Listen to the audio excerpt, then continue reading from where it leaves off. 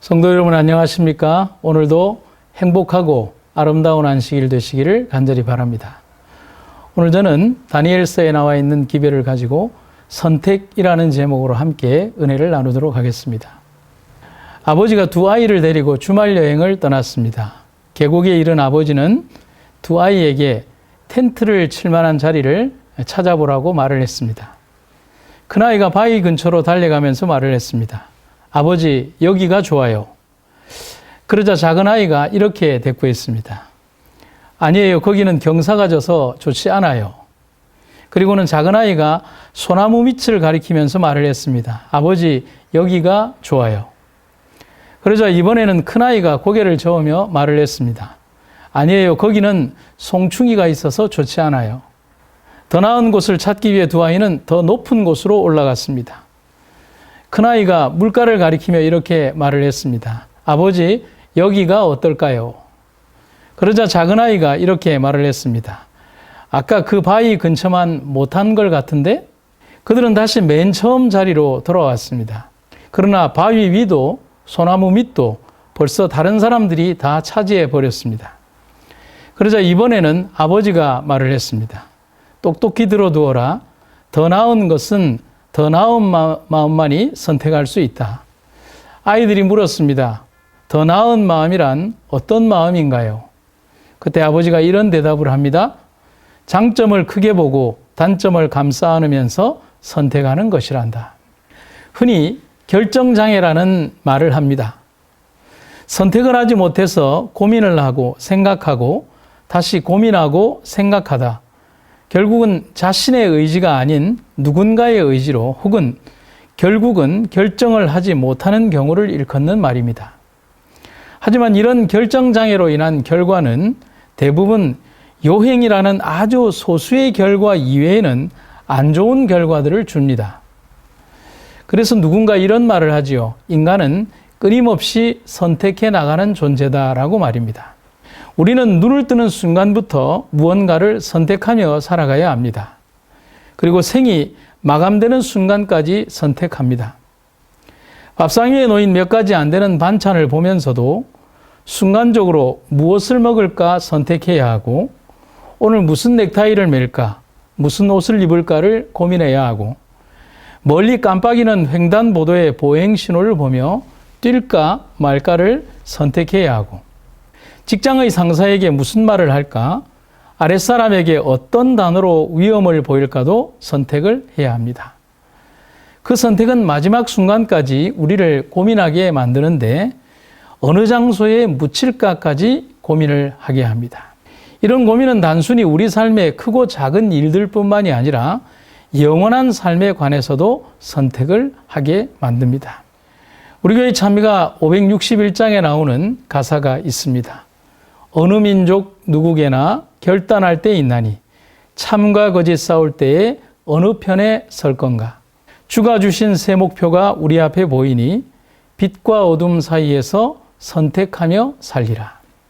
분명한 것은 오늘 우리가 선택한 최고의 결정은 그리스도를 믿는 믿음의 선택이라는 사실입니다.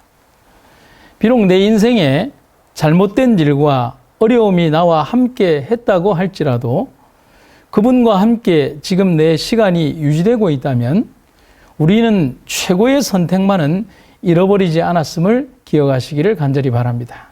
신학자 토저의 말입니다. 그리스도께 완전히 그리고 기꺼이 붙들린 사람은 결코 잘못된 선택을 할 수 없다. 그가 내린 선택은 어떤 것이든지 바르다. 정말 그렇습니다. 그리스도를 선택한 사람은 결코 절대로 잘못된 선택을 할 수가 없습니다.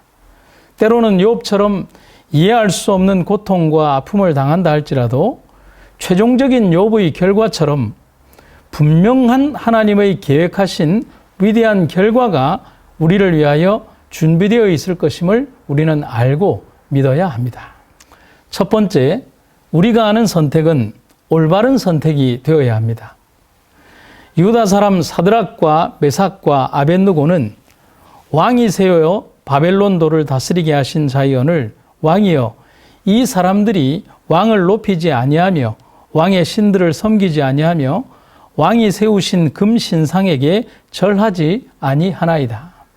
무엇이든 결정을 내리고 그것을 선택하기로 결정을 했다면 그것은 분명히 올바른 선택이 되어야 합니다. 올바르지 않은 결정을 올바르다고 믿거나 자신과 남을 속이며 진행하는 것은 가장 어리석은 일이 됩니다. 믿음을 나누면 두 가지의 믿음이 있습니다. 하나는 할 수 있다는 믿음과 하나는 할 수 없다는 믿음입니다. 음절과 단어는 똑같은 믿음이지만 그 선택은 전혀 다른 결과를 주고 있습니다. 여기에서 주어는 믿음이 아니라 할 수 있다와 할 수 없다는 말이 주어가 됩니다. 결국은 전혀 다른 방향과 결과를 말해주고 있다는 사실입니다. 우리의 선택도 두 가지가 있습니다. 하나는 올바른 선택, 또 하나는 잘못된 선택이 있습니다. 지금 본문에 등장하는 세 명의 청년 사드락, 메삭, 아벳느고는 바벨론 모든 사람들이라면 절대로 행해야 하는 금신상을 경배해야 하는 일에 응하지 않고 있습니다. 그것은 그들이 선택한 믿음의 행동이자 결과였습니다. 분명 그들의 지금 결정은 그들의 믿음으로 행한 것이지만 그 결과는 그들을 죽음으로 모는 아주 위험한 결정이기도 했습니다. 또한 하나님을 모르는 사람들이 보았을 때 젊은이들의 이 행동은 잘못된 선택이었습니다. 하지만 청년들은 절대로 자신들의 결정과 믿음에 대하여 의심하지 않았고 후회하지도 않았습니다. 사드락과 메삭과 아벳느고가 왕에게 대답하여 가로되 느부갓네살이여 우리가 이 일에 대하여 왕에게 대답할 필요가 없나이다. 만일 그럴 것이면 왕이여 우리가 섬기는 우리 하나님이 우리를 극렬히 타는 풀무 가운데에서 능히 건져내시겠고 왕의 손에서도 건져내시리이다. 확고한 젊은이들의 이 믿음은 자신들을 향해서 타협점을 제시하는 왕의 제안도 거절을 합니다. 자신의 선택과 결정은 하나님을 향한 것이기에 그 어떤 결정보다도 확고한 것임을 보여주고 있습니다. 그리 아니하실지라도 왕이여 우리가 왕의 신들을 섬기지도 아니하고 왕의 세우신 금신상에게 절하지도 아니할 줄을 아옵소서. 심지어 그들이 비록 지금 이 시간 죽는다라고 할지라도 자신들의 믿음은 철회될 수 없음을 말하고 있습니다. 그들의 결정, 그들의 믿음, 그들의 선택은 죽음을 뛰어넘는 위대한 신뢰, 곧 하나님에 대한 신뢰와 믿음을 보여주고 있습니다. 인생은 선택에 의하여 결정이 됩니다. 믿음도 선택입니다. 엄밀히 말하면 신앙은 나만의 선택은 아닙니다. 우리를 향한 하나님의 선택이기도 합니다. 기도하고 싶을 때, 헌신할 마음이 생길 때, 신앙을 요청받았을 때, 그때가 곧 선택받는 기회이며 나 자신이 선택할 기회의 시간이기도 하다는 사실입니다. 그래서 여호수아는 자신에게 결정, 곧 참으로 중요한 선택의 기회가 주어졌을 때 하나님을 선택했고 또한 사람들에게도 선택할 것을 말하고 있습니다. 그것은 가장 중요한 선택이었고 올바른 선택이었습니다. 만일 여호와를 섬기는 것이 너희에게 좋지 않게 보이거든 너희 열조가 강 저편에서 섬기던 신이든지 혹 너희에 거하는 땅 아모리 사람의 신이든지 너희 섬길 자를 오늘날 택하라. 오직 나와 내 집은 여호와를 섬기겠노라. 여호수아는 우리에게 하나님을 향한 선택이야말로 최고의 선택임을 보여주고 있습니다. 다니엘과 그의 세 친구들이 일생을 통하여 보여준 그 아름다운 삶은 하나님을 향한 믿음이 얼마나 그들을 강하게 하며 그들을 생명으로 이끄는지를 또한 보여주고 있습니다. 당신은 참으로 가치 없는 존재이지만 당신이 택함받은 것은 하나님의 뜻에 의한 것임을 기억하라. 아멘입니다. 우리도 하나님을 선택했습니다. 그렇다면 그분의 섭리를 기다려야 합니다. 기다리는 믿음을 가져야 합니다. 섭리를 볼 줄 아는 믿음을 가지도록 합시다. 그리고 분명코 나를 이끄시는 그분의 손길을 잊지 않는 여러분과 제가 되기를 간절히 바랍니다. 두 번째, 우리가 하는 선택은 후회함이 없는 선택이 되어야 합니다. 역시 다니엘 3장에 등장하는 성경절입니다. 그리 아니하실지라도 왕이여 우리가 왕의 신들을 섬기지도 아니하고 왕의 세우신 금신상에게 절하지도 아니할 줄을 아옵소서. 약관의 청년들이 제국의 왕 느부갓네살 앞에서 보여준 용기는 참으로 대단한 것이었습니다. 세상의 모든 군왕들마저도 두려워하는 절대 권력자 앞에서 타국의 전쟁 포로들이 보여준 그들 모습은 상상할 수 없는 일이었습니다. 하지만 젊은이들은 주저함이 없이 결정했고 그리고 후회하지 않았습니다. 이 젊은이들의 행동은 보여주기 위한 제스처이거나 또한 겉행동만을 말하는 것이 아니었습니다. 왕의 명령, 곧 풀무에 태워 죽일 것이다라는 그의 명령이 실제적인 것처럼 그 죽음도 두려워하지 않고 절하지 않을 것이다라는 그들의 선택도 보여주기 위한 액션이 아니었습니다. 그들의 믿음은 실제적이고 확고부동한 것이었습니다. 그리고 하나님을 향한 선택이었습니다. 2003년 4월 미국 유타주에 있는 국립공원에서 암벽을 타던 한 젊은이가 있었습니다. 그의 이름은 아론 헬스톤이고 그 당시 나이가 27살이었습니다. 그는 콜로라도에 있는 14,000피트 이상의 봉우리들을 이미 정복했고 알래스카 등반을 준비하고 있었습니다. 그는 그곳에서 암벽을 타던 중에 1000파운드의 큰 돌이 굴러떨어지는 것을 피했습니다. 하지만 그의 오른쪽 팔이 그 돌 밑에 끼게 되었습니다. 아무리 그 팔을 빼려고 노력을 해도 불가능했습니다.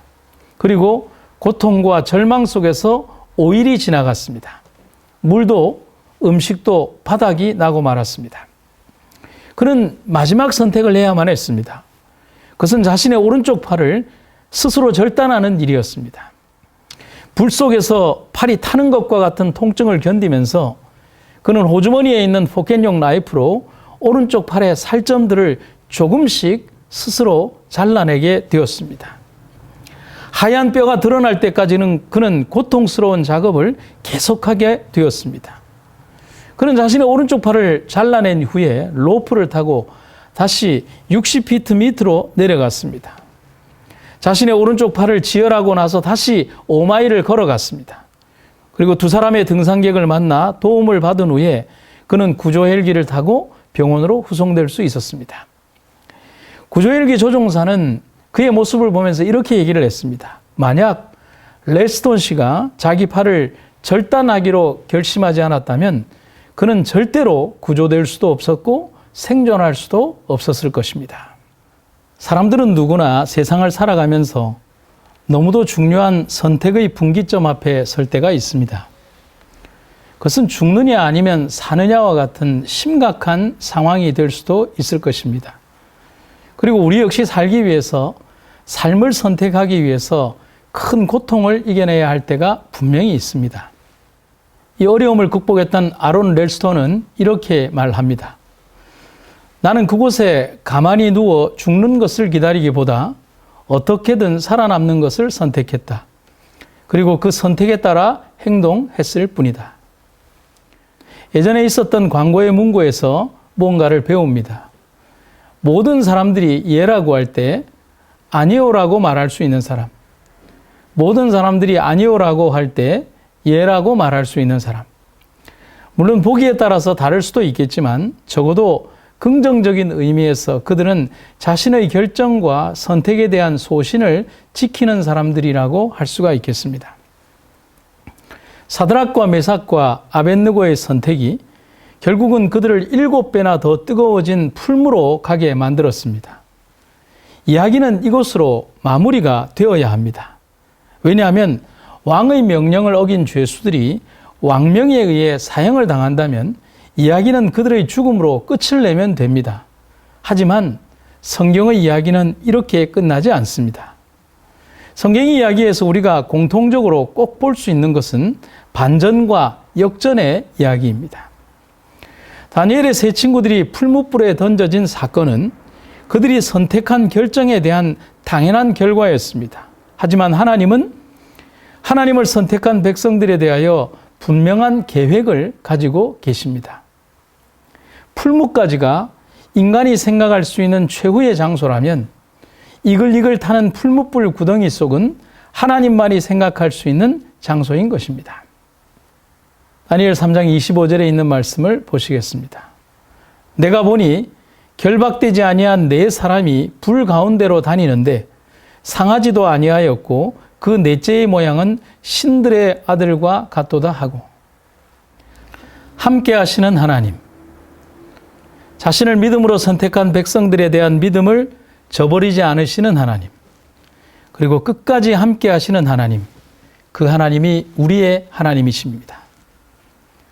오늘 우리도 하나님을 선택했습니다. 지금까지 우리의 선택 중에서 가장 중요하고 아름답고 소중한 선택입니다. 그리고 그것에 대하여 우리도 그들처럼 흔들림이 없는 믿음으로 나갈 수 있기를 함께 기도합시다. 1904년 윌리엄 보덴이라는 학생이 시카고에서 고등학교를 졸업하게 됩니다. 큰 낙농장의 법적인 상속인으로 이 윌리엄 보덴이라는 학생은 이미 졸업하기 전에 이미 백만장자가 되어 있었습니다. 그의 부모님은 그에게 졸업기념으로 세계 일주를 시켜 주었습니다. 보덴은 아시아, 중동 그리고 유럽을 여행하는 동안 많은 명승지와 유적지를 둘러보면서 그 가운데에서 고통받는 사람들을 더 많이 직접적으로 눈으로 보게 됩니다. 그러한 참혹한 현실들을 보면서 그는 마음에 큰 짐을 지니게 되었습니다. 그래서 그는 여행하는 도중에 집으로 보내는 편지에서 나는 일생을 전도 사업과 그 일에 대한 준비에 바치겠습니다라고 결심의 글을 써서 보내게 됩니다. 그가 그러한 결심을 했을 때 그는 그의 성경책 뒷표지에 더 이상 지체할 수 없음이라고 글을 씁니다.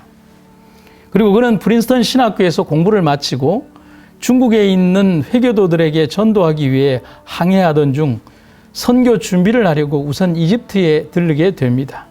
그런데 그곳에서 그만 뇌망염에 걸려서 한 달도 못 되어 아깝게 생을 마감하게 됩니다. 그렇게 죽음을 맞이한 윌리엄 보덴을 보며 많은 주변에 있는 사람들이 이렇게 말을 했습니다. 그렇게 하는 것은 하나님의 뜻이 아니었던 거야. 괜히 헛된 일을 한 거야 라고 말입니다. 그의 모든 유품이 정리되는 그 순간 그가 평생 마지막까지 가지고 있었던 성경책 제일 마지막 뒷부분에는 그가 썼던 지체할 수 없음이라는 글 아래에 죽기 바로 직전에 그가 유언처럼 기록한 한 문장의 글이 사람들에게 밝혀졌습니다. 그 밑에는 후회하지 않음이라고 적혀 있었습니다. 그는 그러한 인생의 결과가 주어졌을 때 더 이상 후회하지 않았던 것입니다. 우리는 성공과 실패의 기준을 그 사람이 이룬 결과로 평가하고자 합니다. 하지만 그것은 잘못된 것입니다. 젊은 선교사 윌리엄 보덴은 우리에게 자신이 걸어간 믿음의 선택과 그를 그곳으로 이끈 하나님의 선택이었기에 결코 후회함이 없다라고 말하고 있습니다. 분명히 그렇습니다. 조선에 와서 25살 꽃다운 나이에 그의 인생이 마감된 루비 겐드릭이라는 선교사가 이런 이야기를 했습니다. 내게 만약 1000개의 목숨이 주어진다 할지라도 그 모두를 조선을 위하여 바치겠습니다. 이렇게 조선을 위하여 죽어간 선교사의 죽음을 의미 없는 죽음이라고 감히 말할 수 있겠습니까? 양화진 한 귀퉁이에 아버지와 어머니를 따라 이 땅에 오거나 이 땅에서 태어나 얼마 살지도 못하고 죽어간 선교사 자녀들의 죽음이 의미 없고 가치 없는 죽음이라고 감히 누가 말할 수가 있겠습니까? 천국과 하늘의 가치는 결과로 측정되는 것이 아닙니다. 오늘 나를 부르신 주님의 부름에 대한 선택으로 나의 모든 가치는 결정되어지는 것을 기억하시기를 간절히 바랍니다. 신학자 앨런이 이런 얘기를 합니다. 나는 선택했다. 앞으로의 나의 목적은 내 마음에 드는 자를 찾는 것이 아니라 내가 고른 자의 마음에 드는 것이다. 아멘입니다. 오늘 약관의 소년들의 선택은 그들을 부르신 하나님의 뜻에 부합한 선택을 하였습니다. 하나님의 마음에 합한 선택을 했다는 표현입니다. 아무리 큰 고통과 죽음의 위협이 그 앞에 있다 할지라도 그들은 올바른 선택을 한 것입니다. 사랑하는 성도 여러분, 우리도 그런 선택을 하여야 합니다. 오늘 우리가 그런 선택을 했다면 기다립시다. 그분이 우리를 향한 어떤 계획을 준비하실지 기다리시기를 간절히 바랍니다. 그분은 우리 인생을 위한 멋진 계획을 이미 준비하고 계십니다. 누가 감히 풀무불 속의 네 번째 사람을 생각이나 할 수 있었겠습니까? 인생의 어려움, 고통, 질병, 그까짓 것 아무것도 아닙니다. 지금 우리를 위협하는 코로나 바이러스도 우리의 믿음을 절대로 가로막지 못합니다. 지금은 주님을 선택하는 시간입니다. 주님만 선택하면 됩니다. 사랑하는 성도 여러분, 그러면 됩니다. 오늘 우리의 믿음과 우리의 선택이 하나님과의 영원한 삶 속에 아름다운 선택의 결과로 열매 맺기를 주님의 이름으로 축원합니다. 아름다운 안식일 되시기를 간절히 바랍니다. 말씀을 마치겠습니다.